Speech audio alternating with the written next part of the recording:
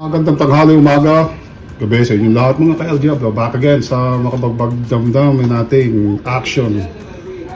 Makabagbag damdamin na action. Hindi naman ano yun. Lutuan. Anyway, para yun o.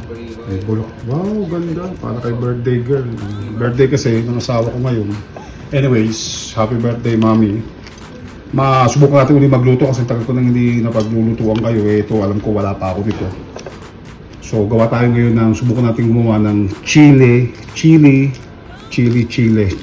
con carne. Kung tawagin nga na chili, right? So, basically, simulan natin sa beef stew no? Na baka tayo meron yan, tapos giniling yun. Conforme kung anong gusto nyo, pero ito tatantadin ko, mapakita ko sa inyo mamaya, tatantarin natin yan, tapos igigisa natin yan. Added ang lahat, pag nagsisimula kayo mag-chili con carne, huwag nyo kakalimutan, ito, meron na kasi ako ngayon, yung broth. Kung hindi, bumili na lang kayo, nagpapakulo na ako ng sarili kung may buto-buto kasi ako, gagawin ko na lang ding nilaga at then kukunin ko dito yung ano ko, yung broth ko, sa chili con carne. Tapos, nakakuha ako ng beans, inilaga ko na siya para lumambot. So like, maybe half an hour, mommy? Or 15 minutes, right? Itong beans, something like that, half an hour at least, yeah, para maluto siya ng konti. Kasi, ang gagamitin natin, itong crockpot na to, itong maliit na to, slow cooker.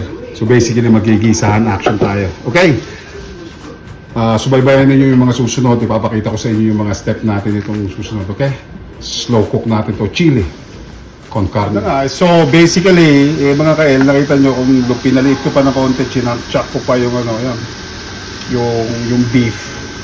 Ito ginisa ko, nilagyan ko lang ng konting tubig. Wala akong ilalagay, basta igigisa ko lang yan, ha. Pagkatapos niyan, i-ready ninyo yung mga susunod nating mga ingredient. Basta ito, hindi naman gisa, basta mag-brown siya. Papakita ko sa inyo at the end kung ano yung mangyayari, ha. Basta kailangan mag-brown siya. Tapos noon, nire-ready ko yung marami nating tomatoes at chunkin ninyo kasi hindi ako tapos konting paste, tomato paste. Siyempre meron tayo nung ginagaya at tinutulungan tayo ng birthday girl na maraming bawang, onion, sibuyas, tapos may bell pepper pa yan, bell pepper, tapos ito nga sinabi ko sa inyo yung siyempre huwag nyo kakalimutan kidney beans kasi chili to, right? Tapos ang lang natin dyan, asin. Mamaya, halo-halo ko yung mga ingredients pa na igigisa ko o yung mga pampalasa. Next, okay? So, yung maigi, hanggang mag-brown. Okay, magkita-kita tayo. Makikita ko sa inyo yung final nito. Next. Tapos natin gayatin lahat. Maraming kabatis, cubes, chunks, may nabibili niyan, tomato paste. Tapos yun nga pala, may extra pa ako na beans, small red beans. Ito, luto na to. Kaya okay ito. Nasa, red beans. Kidney beans. Okay, yan. Ito, live na kidney beans. Umaga natural. Pinakuluan natin kasi hindi pa luto. Meron tayong bell pepper from Mrs. Ellen then. Sibuyas, bawang, onion. Ito na pinakamatindi. Ang mga gagamitin natin, isang maliliit na teaspoon. Okay, ito lang ang gagamitin ko. Tigisa lang yan. Ito maliit. So, red pepper, cayenne, white pepper. Ito lang gagamitin ko konting oregano leaves. Meron naman ako dito na crushed chili. Kasi chili to, may paprika pa ako konti. Paprika. May onion powder pa ako. At meron tayong konting garlic powder. Siyempre, mga chili ba naman? Chili powder ulit. Pahangahangan. Tsaka ground cumin. Yung iba yata gumagamit pa ng cinnamon, pampasarap. Ako, sana maglalagay ako ng sukal pero hindi na. Pero tansyahin ninyo. Depende sa inyo yung anghang na ilalagay ninyo. Ha? O, sige, mapakita ko sa inyo. Yan lahat yung tigi-tigisang ganito. At kung kulang naman at kung gusto nyo maanghang, itodo nyo. Anyways, next! Pag nakikita nyo na nagmamantika, right? Itong natin, itong baka natin. Yan, may konting mantika ng ganyan. Pwede na yan, lilipat ko na dito sa slow cooker natin. Okay, good na yun. Good na, ilipat na nga natin. Yan pa rin ang gagamitin natin kasi nandiyan yung konti. Lagyan nyo ng konting mantika. Tapos ngayon, mag-isahan plus naman tayo ng mga sibuyas, bawang, etc. natin. Okay, pakita ko sa inyo. Sibuyas, bawang at yung natin, bell pepper. Isab ng matis. Pabayaan natin madurog. Hanggang madurog ng gusto yan. Tutuin na nyo na maigi. Diyan. Okay? Next. Pinaghalo-halo natin. Cayenne, paprika, garlic powder, onion powder, asin, paminta. Yan. Hindi ko pa pala. Actually, may paminta. Yan. Ganyan siya karami. Maliliit na. Pero may oregano. Yan yung spices natin. Parang ginawa ko dun sa Cajun ko. Right? Na mix. At idandan, importante ang paprika tsaka yung cumin. Kasi yun yung para magbibigay ng zing at amoy dun sa chili natin. Okay, next. Ilagay ko na yung kidney beans natin tsaka yung mga basta yung mga beans natin diyan, mga kael. Okay? Tsaka ito na. Bubuhos natin to. Patapos na yung ating sarsa. Okay. Next. Konting tomato paste.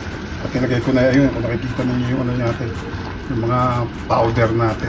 Pampalasa. Tapos lalagyan ko to ng konting broth. Mayan na yung broth natin. Yun. Patay. Iinit na naman. Okay. Next. Bubuhos ko na to para mag-ready to. Okay, next. Ganitong rate, mga kael, tinikman ko, ayos lang yung cumin, yung pagkaanghang and everything, adjust nyo na lang. Lagyan ko ng konting asukal para mag-neutralize lang ng konti. Other than that, hindi mo kailangan lutong-luto kasi i-slow cook natin yan, isasali natin dito. At next, papakita ko sa inyo yung final nito. Next, mga kael, ayan, ang inabot ng ating chili. Inilagay ko sa todo. So this will take like another 4 hours, half a day para palambutin. Depende sa inyo. Pwede kayong magdagdag ng sabaw o broth kung naanghangan kayo other than that. Yan yung pinaka-simple na chili con carne natin. Pwede nang haluin sa huli yan. Right? So, haluin nyo na lang. Right? So, paano mga ka-El Diablo? Hintayin na lang natin lumambot to ng todo at painit. At ayan, ang solid natin. Chili con carne. Ng klase. Mr. El Diablo style eh, no? Ngayon, yung naman natin sa ilalim. Like and subscribe, share, at mag-comment po tayo mga ka-El Diablo. I'll see you guys back next. I love you guys all. Peace out dito sa ating chili con carne. Love you guys all. Audi. Thanks for watching.